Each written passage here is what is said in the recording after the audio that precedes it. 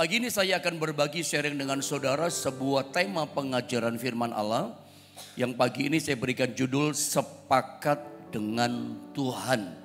Sebelum kita mengerti sepakat dengan Tuhan itu wujudnya bentuknya seperti apa, tentu kita mesti mengerti sepakat dengan manusia itu kayak apa. Baru kita ngerti sepakat dengan Tuhan. Kita baca dulu ayatnya ya.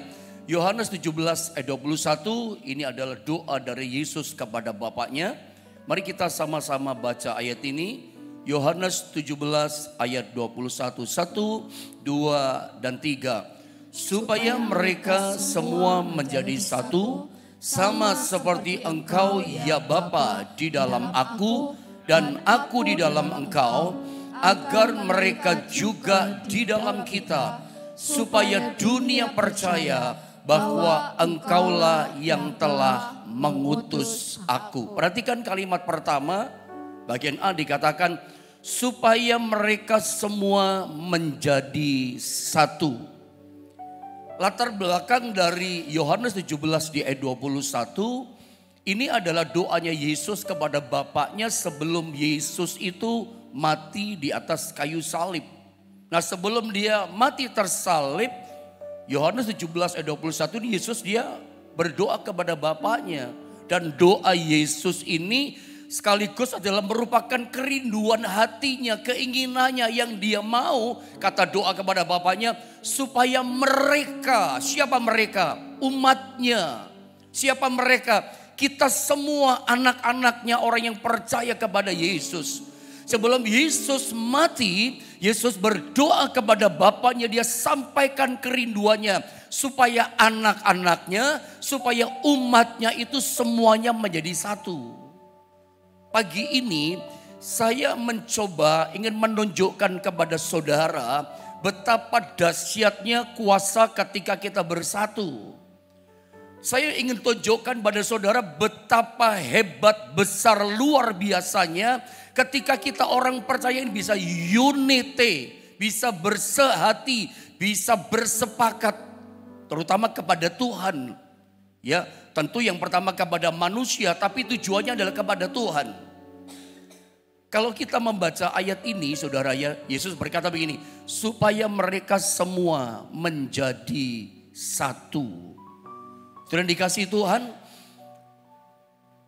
dari ayat ini kita belajar sesuatu bahwa ketika kita umat Tuhan seperti doanya Yesus supaya kita menjadi satu, tujuannya apa? Sederhana saja, sebab ketika kita menjadi satu seperti kerinduan doa Yesus pada Bapaknya supaya mereka semua menjadi satu. Apa tujuannya? Ini yang saya katakan dahsyat kuasanya. Sebab ketika kita anak-anaknya, ketika kita umatnya ini bisa sepakat, bisa unity, kita bisa menjadi satu. Yang terjadi begini, dunia akan melihat kemuliaannya. Orang di luar sana akan melihat bahwa Yesus dahsyat kuasanya dan dia hidup kuasanya. Bukan cuma dunia, bahkan Anda dan saya sebagai anak-anaknya, kita sebagai umatnya, kita juga, Anda juga. Kalau kita ingin melihat kemuliaan kuasa Tuhan, kalau Anda ingin mengalami kuasanya, kemuliaannya, hidupnya Tuhan terjadi, kita alami dalam hidup kita. Bagaimana caranya? Caranya seperti doanya Yesus, kita harus menjadi satu. Kita harus unity, kita harus sepakat. Apakah tidak ada cara lain? Tidak ada cara lain. Inilah cara yang paling dahsyat, makanya dari awal saya bilang sama saudara, saya mencoba menunjukkan sama saudara, ada satu kuasa yang sangat dahsyat, ada sesuatu yang sangat luar biasa yang terjadi ketika kita orang percaya, kita unity, kita bersatu, kita sepakat, kita menjadi satu. Nah, bagaimana wujudnya, bentuknya kita itu bersatu, kita itu sepakat. Mari kita lihat contoh. Sebuah contoh bentuk yang konkret, otentik tentang sepakat itu seperti apa. Sebelum kita mengerti sepakat dengan Tuhan, mesti ngerti dulu kata sepakat dengan sesama kita. Karena kita manusia hidup di dunia. Bahasa kita bahasa manusia. Bahasa sesama kita. Ngerti dulu sepakat di antara kita seperti apa. ini bentuknya, ini wujudnya. Amos pasal 3 ayat yang ketiga. Saya ingin kembali sama-sama kita membaca ayat ini saudara ya. Amos 3 ayat yang ketiga. Mari sama-sama kita baca 2 dan 3. Berjalankah dua orang bersama-sama jika mereka belum berjanji? Bentuk kalimat pertanyaan. Berarti harus dijawab dong. Menurut Anda, menurut jawaban saudara sekalian, apa kira-kira jawabannya? Berjalankah dua orang bersama-sama jika mereka belum berjanji? Menurut saudara bisa nggak berjalan dua orang? Satu pasangan laki perempuan, mungkin nggak mereka bisa berjalan bersama-sama tanpa janjian, belum janji, belum sepakat? Saya rasa nggak mungkin. Kalau nggak ada saling setuju, nggak ada saling perjanjian, nggak mungkin dua orang satu pasang laki perempuan bisa jalan bareng-bareng, mesti sepakat dulu. Nah, sebetulnya sepakat itu apa artinya? Kalau kita lihat dalam Amos 3 ayat yang ketiga, kata sepakat itu kata dua orang. Jika mereka belum berjanji, kata belum berjanji itu pakai kata agree. Perhatikan dalam terjemahan King James Version Amos 3 ayat 3 dikatakan can to work together except they be agree. Ada kata agree. Berjalankah dua orang bersama-sama sebelum mereka itu bersetuju. Jadi kalau ditanya apa sih artinya menjadi satu? Apa artinya sepakat-sepakat di antara kita itu artinya apa? Diterangkan, dibuka rahasianya, disingkapkan ini rahasia firman oleh Amos dalam teks bahasa Inggris katakan sepakat, bersatu, unity itu artinya setuju. Kalau dua orang mau janjian bareng ya mungkin berbeda kota, berbeda daerah, kita ketemu di tempat ini ya kilometer sekian ya. Maka mereka bisa jalan bareng. Setuju dulu. Oke, saya setuju. Kita ketemu ya jam sekian di tempat ini. Setuju dulu. Kalau salah satu nggak setuju, nggak bisa. Sepakat itu artinya adalah agree, setuju. Unity di sini artinya adalah setuju. Mari saya bawa saudara lanjut di perjanjian baru. Sekarang saya akan bawa saudara pelan-pelan hidup sepakat dengan Tuhan seperti apa. Ada satu ayat yang sering saya terangkan, sering kita baca, tapi tidak ada salahnya. Lagi-lagi saya katakan, ulang lagi kita baca ayat ini. Supaya lebih tegas, lebih mendasar kita mengerti kata sepakat dengan Tuhan itu apa yang kita mesti buat. Nah lihat Matius 18. Di ayat 19 dan 20 saya baca ya. Perhatikan baik-baik ayat ini. Dan lagi aku berkata kepadamu, jika dua orang daripadamu di dunia ini sepakat meminta apapun juga, permintaan mereka itu akan dikabulkan oleh Bapakku yang di sorga. Lalu 20-nya diberitahu begini kalau kita bisa sepakat. Sebab di mana dua atau tiga orang berkumpul dalam namaku, di situ aku ada di tengah-tengah mereka. Saya mau terangkan khusus di ayat yang ke-19 dalam Matius 18. Perhatikan baik-baik kalimat ini. Saya ulang sekali lagi ya. Tolong perhatikan per kata per kalimat dengan baik. Dan lagi kata Yesus berkata kepada murid-muridnya, aku berkata kepadamu. Kepada muridnya, pagi ini Yesus jelas berkata kepada kita. Perhatikan apa perkataan Yesus kepada kita. Jika dua orang ini bisa suami istri, dua orang ini bisa kakak sama adik, dua orang ini bisa kita sama sahabat kita. Alkitab bilang begini, jika dua orang daripadamu di dunia ini sepakat meminta apapun juga. Baru dua orang, apalagi kalau 10 orang sepakat. 2 orang saja sepakat dikatakan meminta apapun juga. Kata meminta apapun juga berarti apa saja yang kita minta. Sakit kita minta kesembuhan. Jalan bisnis pekerjaan kita lagi buntu, kita minta jalan keluar. Produk-produk yang Anda jual belum laku, Anda minta supaya laku Tuhan, taruhkan blessingmu, berkatmu, itu termasuk. Kita minta supaya anak-anak kita dikasih prestasi. Itu pun kata meminta apapun juga. Hari ini saya tidak tahu pergumulanmu apa, kerinduan yang kamu harapkan apa. Alkitab berkata, kalau di dunia ini ada dua orang sepakat minta apapun. Itu bisa suami istri, orang tua minta jodoh buat anaknya misalnya. Atau apa yang Anda minta, doakan Pak Pendeta, anak-anakku udah menikah sekian tahun belum punya anak. Bukan hanya minta doa sama pendeta, papa mama pun bisa sepakat untuk anak sama mantunya. Atau suami istri Anda bisa minta apapun juga itu. Supaya Tuhan kasih keturunan. Minta apapun juga saudara ya. Lalu dikatakan begini, permintaan mereka apapun yang kita minta tadi akan dikabulkan oleh Bapakku yang di sorga. Ayat ini yang diajarkan Yesus. Yesus sedang berkata mengajar kepada kita tentang dahsyatnya, besarnya, luar biasanya tentang sepakat dengan Tuhan. Kalau kita berdoa dengan sesama kita sepakat, hasilnya dahsyat loh. Minta apapun dikabulkan. Sudahkah Anda menghidupi ayat ini? Sudahkah Anda mempraktekkan menjalankan perintahnya Tuhan dalam kesulitanmu yang kamu rindukan, kamu mimpikan sudah sepakat? Jangan cuma mengeluh, saya udah doa kok belum dijawab. Ada jalan keluar yang diajarkan powerful kuasanya. Kalau Anda sudah berdoa belum dikabulkan, ada sepakat dengan sesama. Suami istri, kakak adik bisa berdoa, Tuhan pulihkan ekonomi papaku. Kalau engkau anak melihat ekonomi kerjaan orang tuamu lagi hancur, berdoalah untuk orang tuamu. Nah ternyata kata jika dua orang daripadamu di dunia ini sepakat meminta apapun. Nah kata sepakat lagi-lagi dalam bahasa Inggrisnya disalin dengan kata agree. Ada lihat itu ayat saudara ya, pakai kata agree. Agree artinya apa? Setuju. Sama dengan Amos tadi.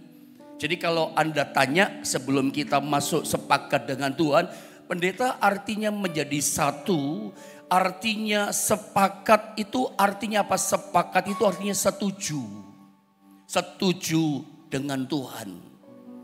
Jadi kalau misalnya kita itu kadang-kala mengalami persoalan, kita nggak ngerti kenapa kok kita terjadi. Kita nggak berontak, kita setuju saja. Tuhan aku percaya rencanamu ajaib. Nanti mungkin saya terangkan lebih jelas lagi ya. Nah saya sering menerangkan kata sepakat atau agree itu pakai bahasa aslinya. Supaya lebih clear, lebih tersingkap rahasianya. Ternyata kata sepakat dalam bahasa Yunaninya, bahasa Grikanya disalin dengan kata sumponeo. Sum itu artinya bersama-sama, puneo artinya adalah berbunyi atau bersuara. Bunyi bersama-sama, bersuara bersama-sama. Itu artinya, jadi sumponeo artinya adalah harmonis, kompak, bersama, setuju. Sumponeo sepakat artinya setuju. Ini pun bicara soal keluarga. Kalau kita mau tarik kepada keluarga. Bagaimana dengan keluarga kita? Harmonis gak? Bagaimana dengan keluarga kita? Kompak gak keluarga kita? Bisa bersetuju jalan bersama gak? Yang namanya menjadi satu, yang namanya keluarga unity, yang namanya keluarga sumponeo, harmonis. Itu bisa kompak, bisa bersama, setuju. Walaupun suami istri, orang tua punya 2 anak, 3 anak. Pandangannya berbeda. Urusan yang paling sederhana kasar soal makan saja. Ketika kita mau makan malam bersama dengan keluarga, si papa minta makan ini, si mama minta makan ini, si anak mintanya 3 anak, 3 permintaan. Bisa kompak gak? Bisa setuju gak? Ini belum urusan doa saudara, yang urusan makan. Tapi kita sadari selama ini kita sebagai orang tua pasti tanya sama anak, lu mau makan apa? Seringkali kita orang tua ngalah ikut anak. Ya sudahlah, anak pengen makan ini kita ikutin. Tapi saya mau bicara begini, kenapa keluarga gak bisa akor? Seringkali gak bisa terima dengan keadaan, gak kompak, gak bersama, gak bersetuju, sendiri-sendiri. Mungkin saya gak bicara lebih jauh ini tentang konsep keluarga, prinsip keluarga. Saya mau tarik saja langsung dengan cepat hubungannya dengan Tuhan saudara ya. Tapi sebelumnya saya kasih contoh satu lagi di perjanjian lama. Saya ingin tunjukkan kembali seperti Yesus ajarkan tentang besarnya, luar biasanya, dahsyatnya kuasa sepakat. Sepakat dengan sesama, dengan iman kepada Tuhan. Minta apapun terjadi. Yang tidak mungkin jadi mungkin, yang tertutup jadi terbuka. Bahkan kita berpikir sesuatu yang di luar nalar mustahil gitu. Tapi nggak mustahil kapan? Ketika kita bisa sepakat. Bisa bersetuju, bisa bersatu, bisa bersehati. Karena agree atau unity juga bisa artinya adalah sehati. Ada contoh di perjanjian lama yang mungkin Anda pernah dengar, Anda pernah baca. Dalam 1 Samuel 14 ayat 6 sampai 7, sebelum saya bacakan ayat ini, latar belakangnya adalah Israel yang dipimpin sama Raja Saul, raja pertama. Itu diserbu atau lebih tepatnya dikepung sama Filistin. Secara jumlah Israel kalah jumlahnya. Secara kekuatan tempur Israel juga kalah. Ngomong soal kecanggihan, kemutahiran senjata, ya Israel kalah. Selalu saya ajarkan sama saudara, di masa perjanjian lama bangsa Filistin itu bangsa yang jago perang. Sebelum orang mengenal senjata atau peralatan yang lain pakai logam, pakai besi dan sejenisnya. Yang menguasai peralatan besi menemukan tuh orang Filistin. Mereka lebih dulu pakai besi, saudara ya. Pedang, tombak besi. Israel belum. Jadi secara senjata kalah kekuatannya. Jumlah kalah, daya kalah. Tapi hari itu inilah kuasa sepakat. Mari saya tunjukkan. Israel dipukul kalah oleh cuma 2 orang yang bersepakat. 1 Samuel 14 ayat 6 sampai 7 saya baca. Berkatalah Yonatan kepada bujang pembawa senjatanya itu. Mari kita menyeberang ke dekat pasukan pengawal orang-orang yang tidak bersunat ini. Orang Filistin maksudnya. Mungkin Tuhan akan bertindak untuk kita. Sebab bagi Tuhan, perhatikan kalimat ini. Sebab bagi Tuhan, kata Yonatan kepada pembawa senjatanya, tidak sukar untuk menolong. Baik dengan banyak orang maupun dengan sedikit orang. Kita punya gak iman seperti Yonatan? Hadapi pasukan yang besar, mereka cuma 2 orang. Sedangkan tentara Filistin yang menyerbu, mau hancurkan Israel. Itu jumlahnya begitu banyak, ribuan orang barangkali saat itu. Ini cuma 2 orang. Perhatikan. Tapi Yonatan dengan iman. Dia ngomong sama pembujang pembawa senjatanya. Sebab bagi Tuhan tidak sukar. Tidak sulit untuk menolong. Baik dengan banyak orang maupun dengan sedikit orang. Lalu lihat bagaimana responnya. Tuhan selalu menunggu dan minta respon kita. Ketika dia berkata, dia tunggu respon kita. Ketika Yonatan berkata, ini bujang pembawa senjatanya merespon. Berkata begini, lalu jawab pembawa senjatanya itu kepadanya. Lakukanlah niat hatimu itu. Sungguh aku sepakat. Nanti tolong Anda baca turun di ayat 8, 9 dan seterusnya ke bawah. Lalu 2 orang ini, Yonatan setelah bujangnya berkata, sungguh aku bersepakat dengan engkau Tuan Jonatan. Jonatan ini kan pangeran, anaknya Raja Saul. Mereka keluar dari lubang. Di hadapannya Yonatan begitu keluar dari lubang. Itu ada 20 orang tentara Filistin. Dia bunuh sendirian sama Yonatan. Nah tentara-tentara Filistin begitu lihat Yonatan menebas beberapa orang, 20 orang mati. Ketakutan mereka. Saya percaya yang membuat jumlah tentara Filistin yang banyak itu takut, gentar hadapi Yonatan dan bujangnya. Itu bukan karena kekuatan Yonatan. Itu kuasa Tuhan yang menggerakkan mereka jadi takut. Gentar menghadapi Yonatan dan pembawa bujangnya. Sesuatu yang di luar nalar. Sesuatu yang mustahil bisa terjadi.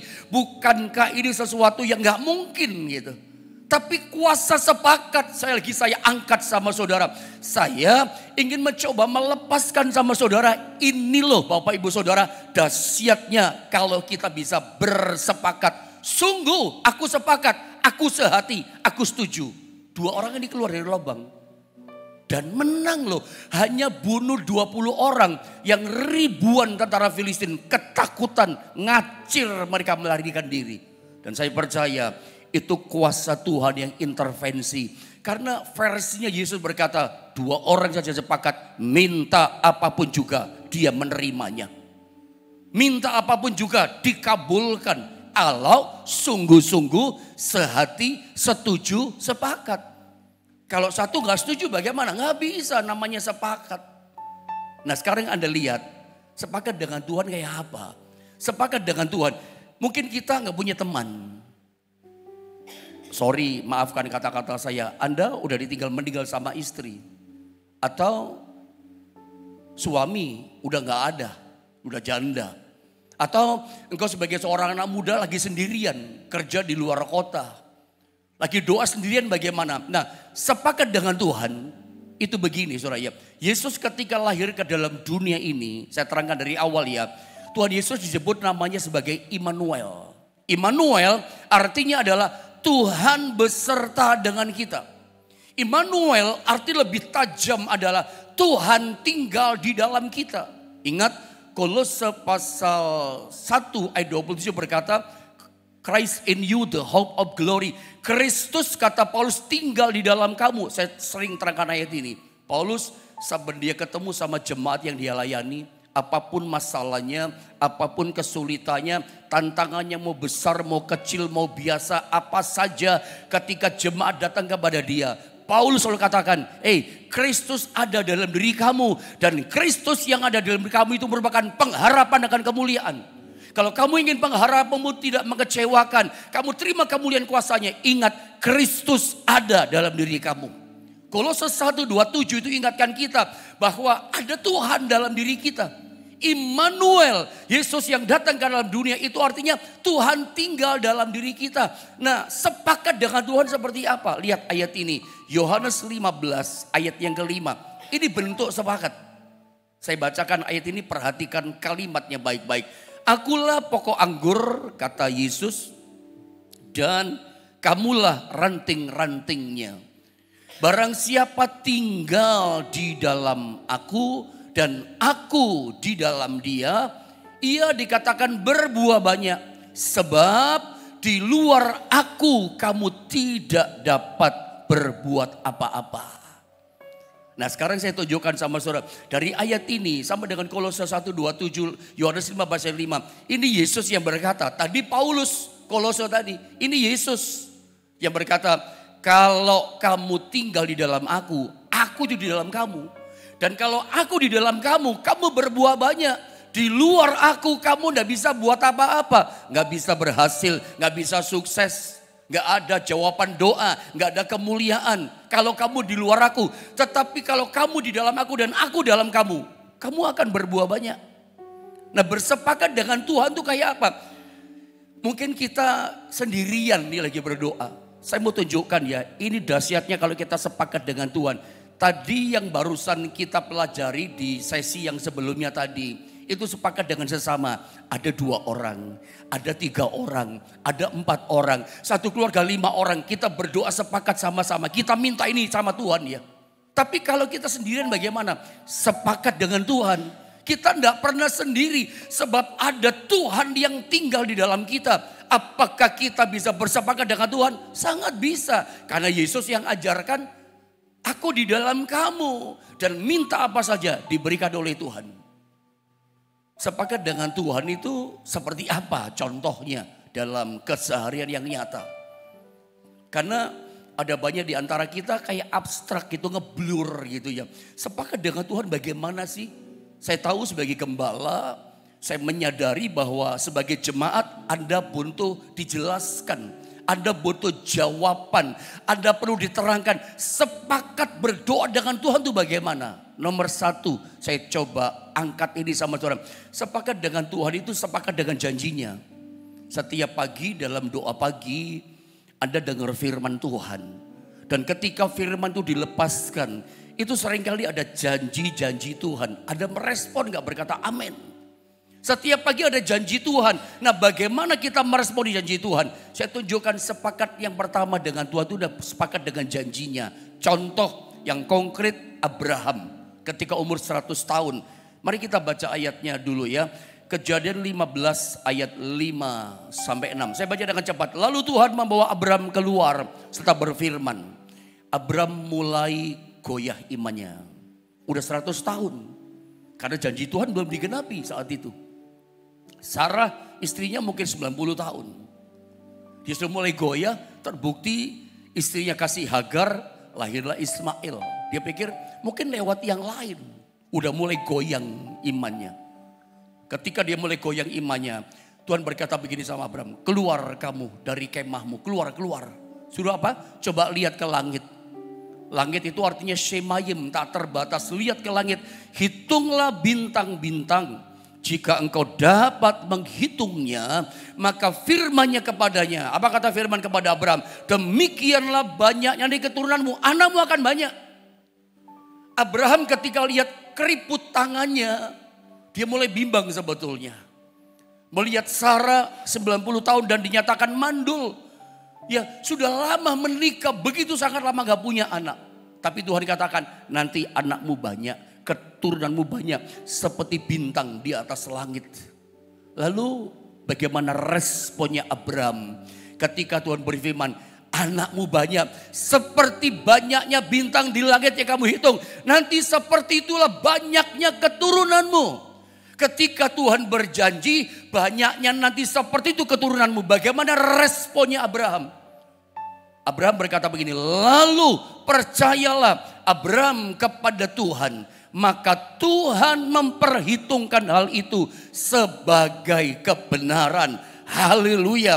Respon yang luar biasa. Meskipun 100 tahun tidak mungkin punya anak. Istrinya mandul umur 90 tahun. Mustahil punya anak. Tapi Alkitab katakan Abraham merespon dengan sikap hatinya. Percayalah Abraham kepada janji Tuhan itu. Saya pernah terangkan kata percaya. Itu kalau dalam bahasa Ibraninya dari kata aman. Dari kata aman muncul kata amin. Apa artinya aman? Apa artinya amin? Artinya percaya. Tapi aman amin juga artinya adalah setuju dengan Tuhan. Ada setuju gak dengan Tuhan? Terhadap janji Tuhan. Kadang-kadang Tuhan itu bawa kita sampai ngalami kayak Abraham. Sudah hopeless, gak ada harapan. Kadang-kadang janji Tuhan, rencananya Tuhan dalam hidup kita itu rasanya membawa kita semakin turun. Ingat kisah Yusuf. Apakah Anda berani ngomong? Anda berani berkata bahwa ketika yang namanya Yusuf oleh kakaknya jadi benci sama dia. Lalu dimasukkan dalam sumur, dijual kepada orang Ismail. Orang Ismail, Yusuf dijual kepada orang Mesir. Dibeli sama Potifar. Untung yang beli dia bukan penjual ikan atau peternak ikan gitu. Tapi yang jual apa? Bawahannya Fir'aun. Karena rencananya Tuhan apa? Menjadikan Yusuf adalah penguasa di kerajaan Fir'aun. Lihat, sepertinya udah direnda begitu luar biasa diatur. Apa ada berani berkata jadi budak bukan rencana Tuhan?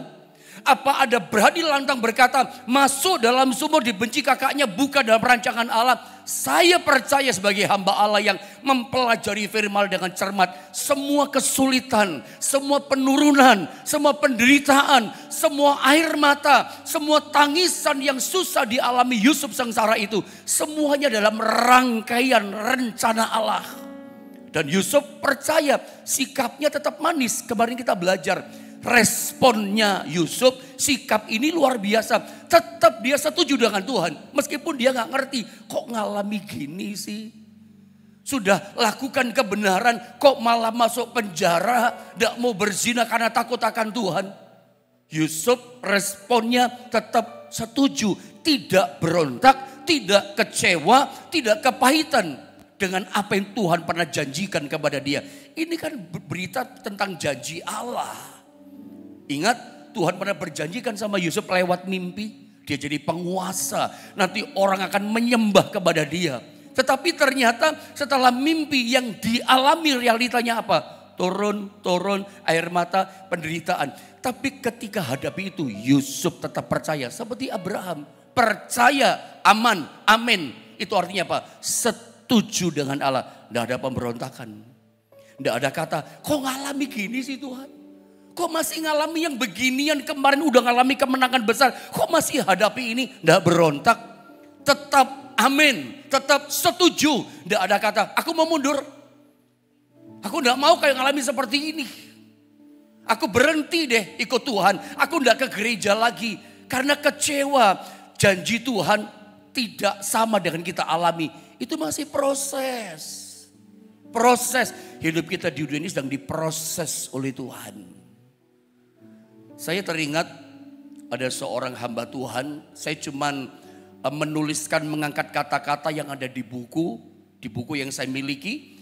Ada seorang hamba Allah yang bernama Smith Wigglesworth. Hamba Tuhan ini, pendeta ini dulunya adalah tukang ledeng air itulah. Ya, semacam KPDAM, ledeng air.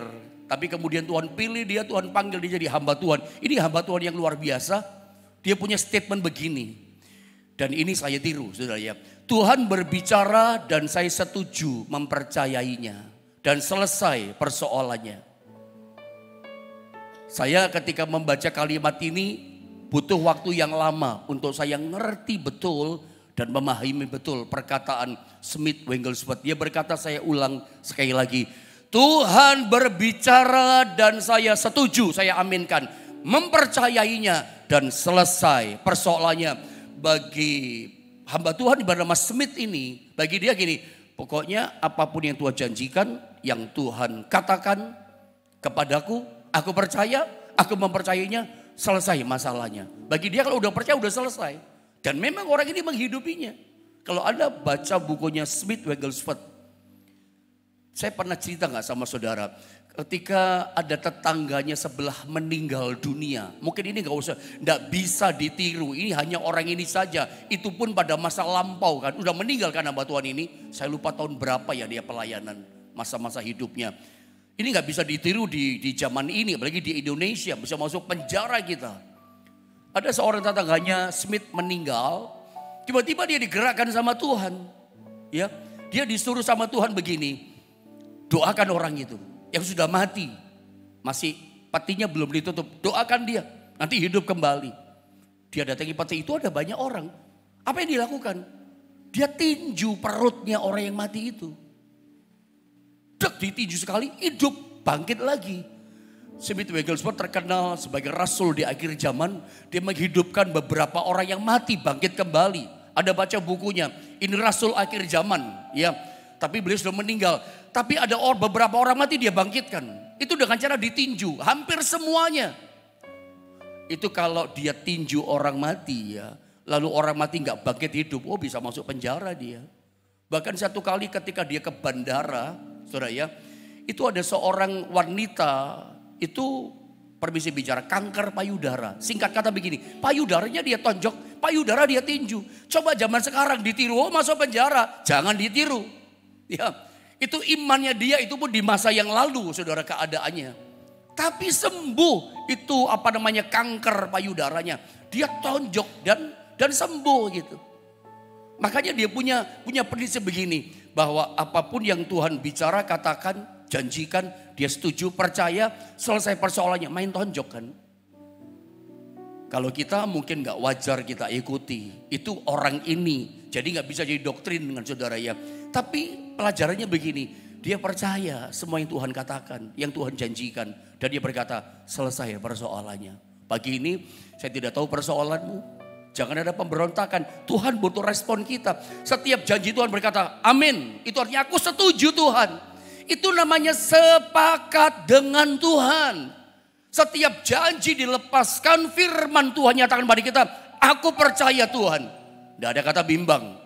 Kalau Anda ingin masalahmu selesai, Anda ingin ada alami terobosan, aku percaya dengan janjimu. Seringkali kita percaya cuma 1 minggu. Hari ke-8-nya luntur percaya kita.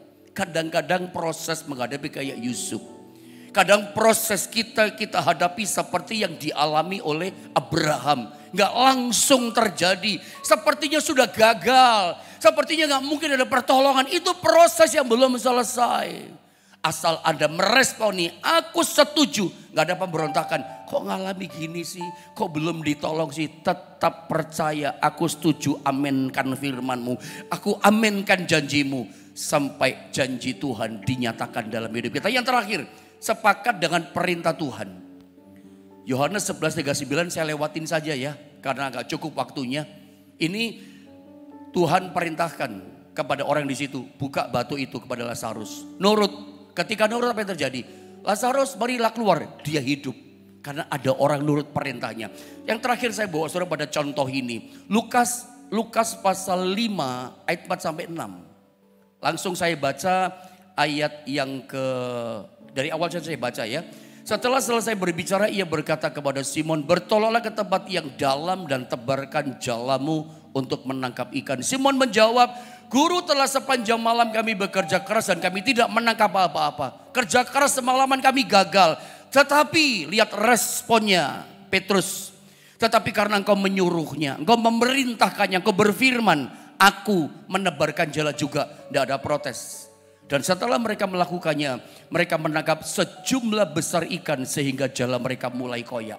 Saudara lihat dalam ayat ini saudara ya. Sepakat dengan perintah Tuhan, apa yang diperintahkan aku aminkan, aku setuju. Saudara dalam ayat ini, Yesus itu kan anak tukang kayu. Gak gampang buat seorang Petrus. Petrus itu bukan nelayan yang baru kemarin sore jadi nelayan. Dia bukan nelayan abal-abal. Ini pakar nelayan, ini expert dalam soal nelayan mencari ikan. Dia ini seorang profesional fisherman gitu. Sementara yang dihadapi tukang kayu ngajari nelayan gitu. Gak masuk akal. Tetapi Petrus berkata, aku udah gagal semalam. Tapi karena kau menyuruhnya, aku taat pada perintahmu. Apa yang terjadi? Ketika Petrus sepakat dengan perintah Tuhan, dia tebarkan jalannya. Suka saya pakai bahasa, dia ngalami booming. 2 perahu penuh dengan ikan. Dia belum pernah ngalami berkat blessing kayak begitu. Dia belum pernah ngalami proyek sampai seperti itu, jobnya luar biasa. Itu kalau kita hari ini. Saya berdoa setiap kali ada perintah Tuhan, lakukan. Perintah dalam bentuk apapun, aku sepakat dengan perintahmu. Janjimu aku percaya. Setiap kita sepakat, setuju dengan iman akan janji Tuhan. Butuh respon. Bukan cuma respon, tindakan juga. Petrus bawa perahunya ke tempat yang dalam dan tebarkan jalamu. Dia tebarkan jalannya, nurut pada perintah.